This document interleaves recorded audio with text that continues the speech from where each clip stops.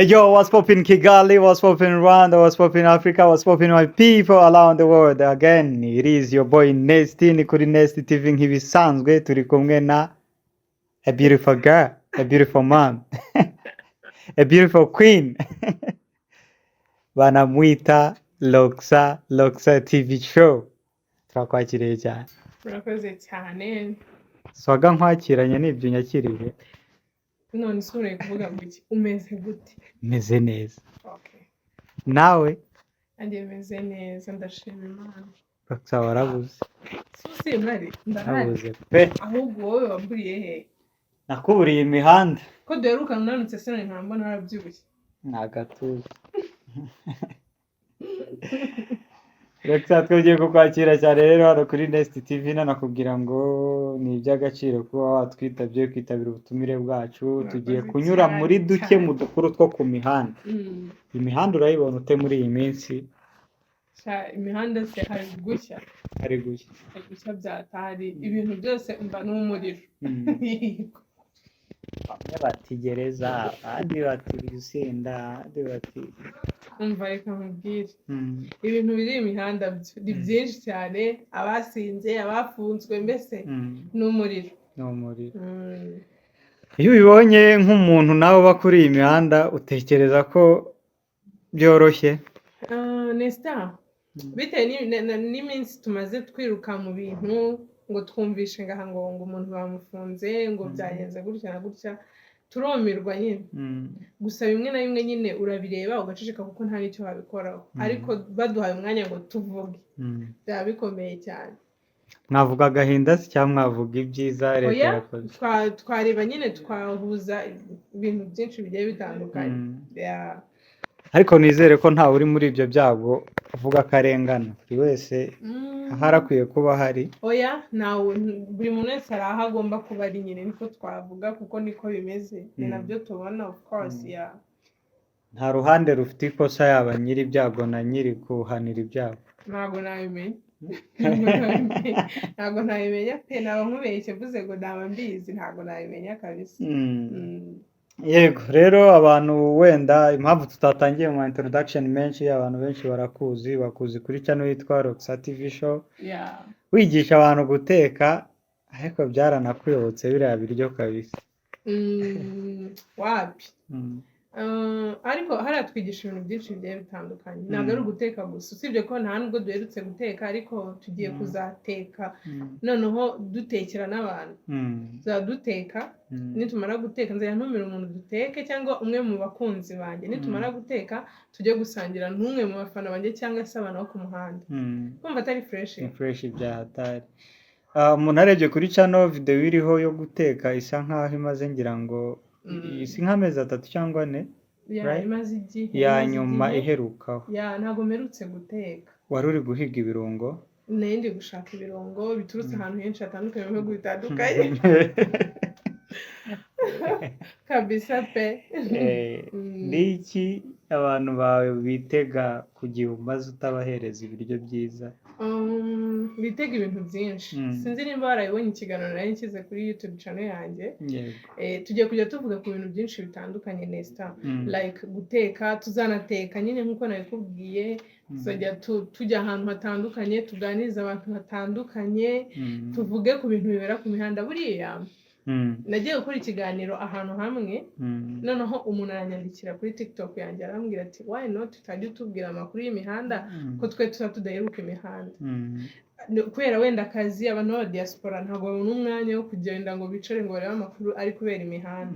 Ikindi arambwira ati wajya unatwigisha sometimes ko tuba dukeneye abantu batwigisha, kuko ntabwo ari buri muntu wese ubona umuntu ushaka kumwigisha ikintu runaka. Ikiganiro nasohoye cyavugaga ku bintu bijyanye n'uko inzoga wowe ubwawe ushaka kuzikontorora, kandi nawe urazinywa. Urumva wowe wavugaga singiye ndashaka ukomeze inkuru rwose. Ikintu nyine nashaka kuvuga, inzoga wowe ubwawe ushaka kuzikontorora, ntabwo zigomba kugukontorora.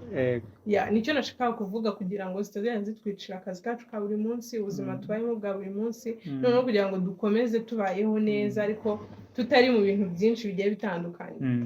Yego, ngira ngo wenda ku bantu batabizi ntibakwitiranye, ntabwo uri umukobwa, uri umumama unubatse, ariko si uguca urubanza si no kujya kure ariko ibyavuzwe biba byavuzwe ibanga ry'umuntu yamunaniye kurya ibikira rikajya hanze biba byarangiye iyo ubonye umwana w'umukobwa nka Muheto uyu munsi wa none uri mu maboko y'ubugenzacyaha afungwa akurikiranweho ubusinzi bukabije n'iki kikuza mu bitekerezo ibi bintu ntabwo wenda ndi umumama ariko nta experience ufite mu bumama ariko nanjye wenda ndi igitsina gore cyangwa se nanjye ndi urubyiruko sibyo rero ikintu nshaka kuvuga ni iki ngiki iyo uri urubyiruko ukaba none uri umukobwa especially none uri umukobwa biba bigoye hari indangagaciro nyine nyinshi nyine ugomba kugenderaho mu buzima bwawe bwose bwa buri munsi ukavuga ati niba ari ibingibi ni kirazira n'ibingibi ni kirazira ukirinda kujya mu bindi bintu bishobora gutuma kariyeri yawe cyangwa se ibintu byinshi bitandukanye bishobora gupfa ntabwo twakwiye kuba tubona aka kanya amavideo n'amafoto ya Muheto nubwo bitoroshye ariko ntabwo twakwiye kuba tubibona nk'umuntu ufite ikamba ry'igihugu so rero ntabwo biba bikwiye so rero iyo uri umwana w'umukobwa ufite ikamba ry'igihugu hari kirazira nyinshi uba ufite bagakwiye no kuba baranazikubwiye by the way kandi ririya ni ikamba ry'ubwiza umuco urumva rero mu muco n'ibyo bintu biba biri beauty blend and culture rero icyo kintu cy'umuco umuco nyarwanda nta mwari wiyandagaza kandi biriya bifatwa nko kwiyandagaza ntimuze kubifata nko kumuvugiraho kuko buriya nawe hari ibyo yabonye kandi nta nubwo azongera buriya nawe nta nubwo yiteguye ko bizagenda kuri hari situation wisangamo hafi twese tunywa inzoga tunywa inzoga umunsi ku munsi ariko bagiye bafata amavideo yacu yihishe sibyo twanyweye turi kugenda tumeze kuriya natwe twakumva ariko ubusinzi muri iyi minsi buri kuvuza ububanza bigezweho wabonye akavideo ka wa undi ishanga wacu another one uriya mukobwa witwa Ishanga niko bamwise witirirwa Ishanga nawe wabonye video ye nawe narayibonye rero ni hatari ariko ikizima nuko urumva buriya abantu twabonye isomo abantu benshi twabonye isomo twabonye isomo kandi biraza no gucika cyane biraza gucika mu buryo bumwe cyangwa ubundi nk'umuntu uba kuri iyi mihanda ibi twita imihanda ashobora kuza imbere ya kamera ukavuga ufite YouTube channel yanjye nk'uko nk'uko uyu munsi twicaye hano ubona dukwiye kujya tuganira iki kuri kamera niba ibintu byinshi byo kuvuga umuntu avuga ngo ari gushaka umugati mbona biri kudushyirishayo birimo bashaka kugaragaza ko tutagakwiye kuvuga ku kintu runaka ariko nyine abenshi tuba dushaka umugati kandi nta nubwo dukwiye kurushaka mu buryo bumwe dusebya abantu dusebya abandi ahubwo twagakwiye kwibuka yuko nubwo ufite YouTube ariko ntabwo ukwiriye gushyiraho ibintu bituma uvuga nawe mugenzi wawe kuko ngo ashobora kuba murumuna wawe ashobora kuba mukuru wawe ashobora kuba musaza wawe umuntu akwiriye gukoresha imbuga nkoranyambaga ziwe mu buryo bwiza njye niko ntekereza ababyita showbiz sometimes ni showbiz nawe wayikora muri buriya buryo ntabwo nayikora muri buriya buryo hari kwiye inama nzazitanga aho bikwiye ariko ntabwo nzaza gusebya umuntu ntabwo ariyo content yanjye biriya ntibyaba imbogamizi ku mujene wari wicaye mu rugo avuga ati nanjye ngiye gukora agacano akabona banazemo umuntu agahita avuga ati ndabiretse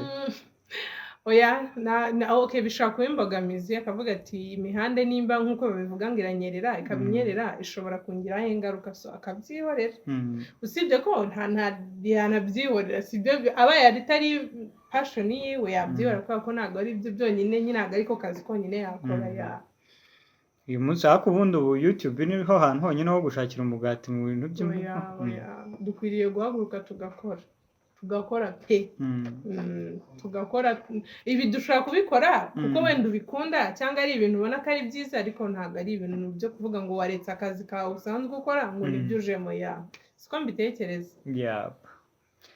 ngayo nguko rero fata ku mavuta awuhezemo azakatirwa ejo ntabwo byoroshye ariko ikintu ntekereza ni kimwe. Buriya amategeko buriya yarabirebye bona ni ngombwa. Niko mbitekereza. Yego. Roxa, uri kuduteganyiriza iki ko wari utuje cyane muri iyi minsi? Nagarutse ngiye kuzana abatumirwa bagiye batandukanye baturutse ahantu henshi hatandukanye. Yego. Tugiye kujya duteka nk'uko nabisobanuye. Tugiye kujya tunagira inama abantu. Nesty buriya abantu iyo bagiriye inama utari mukuru cyangwa se udafite experience iri hejuru barabipinga ariko ntabwo biko byagakwiriye. So rero twege kuri Roxa nyine TV show tubivugaho bikurakaze cyangwa bigushimishe ko tubivuge tugira abantu inama kandi mu buryo bwose. Ariko ni nako bikwiye kuba bimeze. Umuntu akwiye kujya subscribinga kuri channel akuraho ibintu ashaka. Wowe comment ntabwo zijya ziguca intege? Nkiza zancaga intege ariko ubu ngubu ndakomeye cyane, ndabireba nkabicaho nkabona ni ibintu bisanzwe. Urumva maze kumara igihe kinini ngenda kuri kamera, ntabwo rero byampanga pe urebye. Yego. Ejo ni nakubonye muri filime uri gukinamo, niki wayivugaho? Ni filime nziza cyane, abantu batajya no kwireba bagende bayirebe. Yitwa Umutoni series. Ni filime irimo ibintu byinshi bitandukanye. Harimo ubuzima bw'umwana w'umukobwa witwa Mutoni wahuye n'ibintu byinshi bitandukanye mu buzima, ariko hakabamo n'izindi nyigisho. Nyine ngiye ikintu nashikariza abantu no kujya kuyireba, bazayikunda ndabizi neza kuko ni nziza cyane. Kinamo ngo uri umumabuja wanutse. Warakaye cyane. Bihuriyeho n'ubuzima busanzwe n'ubundi ko umuntu akurebye ntaho bitandukaniye n'uriya muntu muri filime. Abantu banze mu buzima busanzwe ndabida umuntu mwiza. Ntabwo wenda nakivuga ariko ababimbwira babwira ko ndubura bwiza. Usibye ko nyine ari amahane, ntabwo wayazana mu rugo ubana n'umuntu ugufasha mu buzima bwa buri munsi, ntabwo ari byo. Ntabwo wayazana kubera ko umuntu uba ugutekera, umuntu wo kumenyera abana, usibye bamuzana ari amahane. Umufatanyabikorwa. Aba ari umufatanyabikorwa wawe. Ngayo nguko rero mu rugo mumeze mute se na famiye? Tumeze neza. Urebye tumeze neza, turashima Imana. Ako nta mwana urabera nka marene?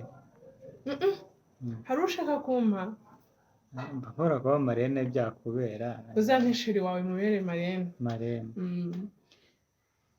Marene buri inshingano z'abari nk'iziye ku mwana w'umukobwa w'iyi minsi. Usuri nka marene wa Muheto? Nta birenze cyane, usibye kumubwira uzitware neza, ukamwigisha nyine n'indangagaciro agomba kujyana mu rugo rwiwe, nta bindi. Tukiri aho, hari umuntu wambwiye burangwa muri brother shower ngo haberamo ibintu bidasanzwe, ngo muba muri kubwira umukobwa mutuzitonde uriya sisi usanze. Buriya brother shower ngo ntabwo ivugirwamo amagambo meza, ku bagabo ntibayikunda. Nta kintu ibitwaye. Urabizi ko nta mugabo ufite amakuru kuri brother shower? Wari ubizi? Nta kintu ibitwaye iri kumwe n'umuntu mukuru. Umuntu mukuru ni ukuvuga? Abantu bakuru bakubwira nyine ibintu bya nyabyo, ntabwo bakubeshya. Ariko iri kumwe n'abantu bakiri bato bafite ingo nshyashya, baba bakubwira nyine ibyo bari kubona ako kanya. Ariko umuntu utinzemo abazi byinshi kurusha ukihagera. Ni nk'ihe nama mukunda guhuriraho muri brother shower? Ndabizi watashye nyinshi nawe warayikorewe. Ni iyihe nama ikunda kugaruka ari nk'iya mbere cyangwa iya kabiri ibwirwa uriya mukobwa ugiye gushingura? Abakobwa benshi bababwira ngo umugabo ni umwana wundi, kandi nawe umukobwa uri umwana wundi. Ako kana waje gusanga umugabo ari umwana wundi? Ntabwo ari umwana wundi kuko nanjye ndi umwana wundi. Reka ubwo brother shower zirabeshya? Ntabwo zibeshya, biterwa ahubwo we n'ibyo uri bwicaguriremo kuko n'ubundi ugiye gushaka uri mukuru. Roxa, turagushimiye cyane rero. Tumusanze kuri seti, twari turi kuri seti y'aho bakoreye, urabona ko twacanye amatara. Ni iby'agaciro gakomeye kuba uduhaye umwanya muto wo kuganira, ngira ngo tuzabirambura. Ahanini byari ukubwira abantu bawe aho uherereye n'uko ugiye kuza no kuvuga kuri project. Hirya y'ibyo byose byo kukubona bisanzwe se, nta kindi warenza wenda wabwira abakunzi bawe bagukurikiye none aha ngaha no kuri Nesty? Ikintu nabwira abakunzi banjye, mugende mukore subscribe kuri Roxa TV show. Ikindi ikindi nababwira mukomeze gukurikirana ibikorwa byanjye musharinge murebe ibikorwa byose tuzagenda dushyiraho umunsi ku munsi ikindi mugire urukundo mukundane urakoze cyane sawa murakoze Nesty twizere ko nitugukenera tuzongera tukakubona wenda hari kandi nzaza bless you so much sawa murakoze